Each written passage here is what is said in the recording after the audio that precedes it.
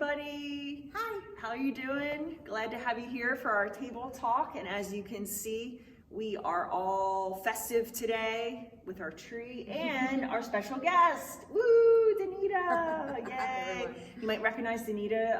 She's one of our worship leaders, and she's on stage, even though she's kind of in the corner with the piano and everything. We're gonna have to work on that. No, It's like, that's what I prefer. you I like prefer the corner. It's like this voice just comes out of the sky. It appears and stuff. So anyway, I'm so thankful to have Danita here, we're gonna just have our conversation today as we talk about the message and whatnot. So Danita, just if you want to share just a little bit about yourself and your connection here at Table Life Church. Sure. I have been coming to Table Life for about 17 years. It's a long time. Uh-huh. You were a baby. No, but you're my friend. No, my oldest child was a baby. And yeah, and I didn't start off with music. I didn't do that for a long time. I hadn't played music for a while. And then I saw that they may need a piano player, so I suggested maybe I could be of help. And then It's always a good way. And then, that's what happened. Yeah. Nice. So yeah, this is my family. Yeah. Table Life is my family. That's awesome. And you're also a teacher too. Yeah. So has it been nice to have like a little bit of a break over Thanksgiving? Gosh. Yes, I'm very in like relaxed mode Chill. right now. I do have to go to work tomorrow, but it's been a week, so I'm Yeah. definitely feeling like There you go. Yes, all you guys, you deserve it. You deserve that thanks. time off and Thanks. everything. So, and I'm just like so happy about like all of our decorations here and It's stuff. And beautiful. we have lights and so this funny story. So Chrismons, that's what these like little things are called. And I forget the history of them, but it's been like years since like I've served at a church that we had like a tree with like these little decoration things. So it like brings back memories, or like ones that like these old ladies knit in this church that I was a part of before. Like probably they're long passed away to be with Jesus, but we would decorate the trees and stuff. So they all have stories, lots of things. So we just started our Advent series, and that's what we're going to talk about today.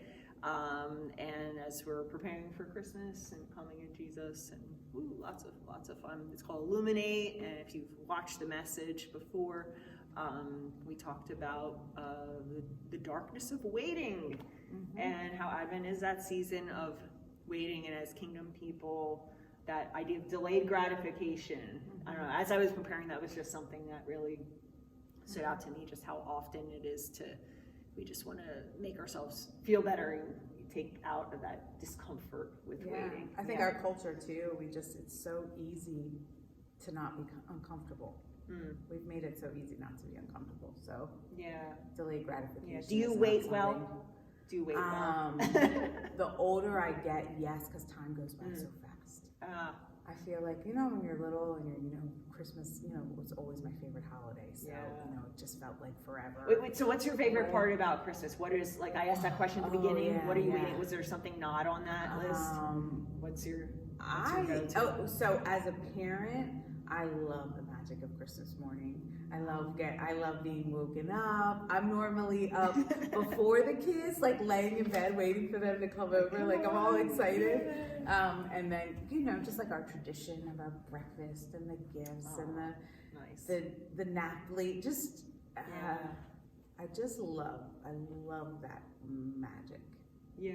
And that feeling and that joy. It is, it's special. And, that's never gone away. For you, it's like Christmas morning then. It's worth waiting for. Very cool. Very cool. Yeah. And just, I was thinking about this, how our waiting for Christmas is representative of our waiting for Christ's second coming as well. It's something we know is going to happen, though unlike Christmas, we don't have a date for it. It's not like set in that calendar, that time, but there is a sense of hope and fulfillment that also comes with that too. And our characters, even in the story, in the scripture about Simeon and Anna, they didn't know. They just were waiting a long time. Yeah. So. And I thought you said that there was that waiting is a gift, and waiting can be a gift. And I just kind of let that go through my. Because don't you usually think of waiting as like a bad thing, Yeah. right? Mm-hmm.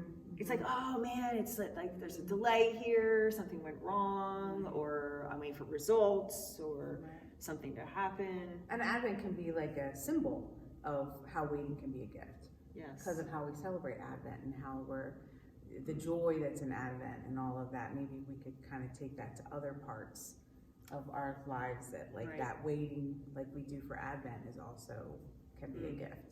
Yeah, and just and you think about like what happens while you're waiting too. That even through the discomfort, through the anticipation or even excitement, depending on what it is, often what happens in you, like that growth that almost God causes that really wouldn't happen anywhere else. And then the next, it's funny for me at least, the next time that I have to wait, I remember back to the other waiting time. Right.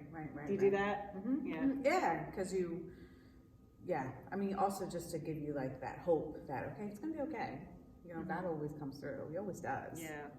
But also, not only our own personal growth. I was just thinking about like certain, like if you're waiting for diagnoses, if you're waiting for like really hard things in life, that maybe somebody to come to faith in your family or friends. Yep. I think the relationships also that can develop during that waiting time, because whether it's you're asking someone to pray for you, or it's a really hard thing that you got to work out with your family or and you just have those like really good discussions and like relationship building moments as you wait.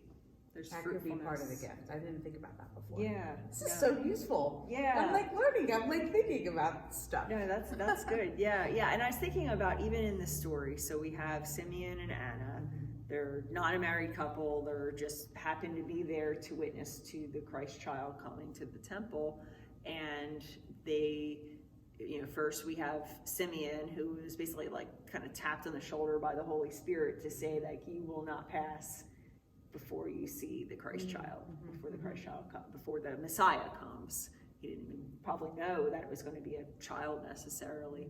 And then we have Anna that is spending like literally most of her life worshiping in the temple, just being there. Like she didn't know, she didn't know at all. And I'm sure that people like came to the temple and were like, there's that crazy lady again. Right. Like she's just hanging out here. And yet she continued to do that and to be faithful and obedient without knowing what that would look like. Like I use the expression, for God knows what. Like sometimes we don't know. You don't know what we're waiting for necessarily, or what we're looking for. Sometimes that's the hardest thing for me, is like when you're waiting for something and you don't know what it is.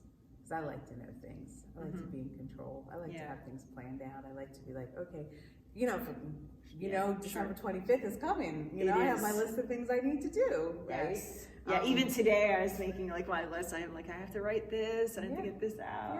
Yeah. And but the not knowing the thing, that not knowing for the thing or when the thing's going to happen. Yeah, that's hard. I think that is hard. It takes a lot of faith and I guess just doing your best in the moment, like Anna did. She just went to the temple and was faithful to God and did her thing until the promise came true. Right, yeah. And even in that time though, it wasn't wasted. Right. It wasn't wasted. Like her worship, her prayer, all of that God was using in the midst. And that's why, like, that whole idea of God is working in the waiting. Like, as they were waiting for the Messiah, as they were going about their daily lives, like, God's still at work. He's behind the scenes. He may be doing things that we don't see or know, or maybe it's an interior thing in someone's life, but he's still at work. And that's where, like, the trust comes in. Yeah, and I wanted to just ask you, has there ever been a time that you were waiting for something but almost like didn't know what you wanted or to wait for? Like you're waiting for something to happen, and it's almost like, what actually am I, is my prayer here? Like, because I'm thinking like that sin-soaked idea, you know, that German word, waiting for really God knows what, like that yearning inside of you that, you know, I was thinking of that in my own life. So has there ever been a time you can think of? Well, right now I'm, the graduate program that I'm in right now is to be in school leadership. Yeah. And I don't know, it's crazy, like I really enjoy what I'm learning, I enjoy leadership, I enjoy all of these things, but I actually don't know what the end game is going to be. And I finished the program at the end of this year, and I really believe that like God's gonna, like, it's just gonna roll out. It's gonna unfold, and I think I'm doing what I'm supposed to be doing. Yeah. And I'm learning what I'm supposed to be learning, and this is gonna be valuable for me in my life. But I don't know the end. I don't know the end, because I love teaching, and so taking me out of the classroom, but I love these other things I'm learning. So I try and look at it as a way to be excited, like excited for the thing, like a surprise.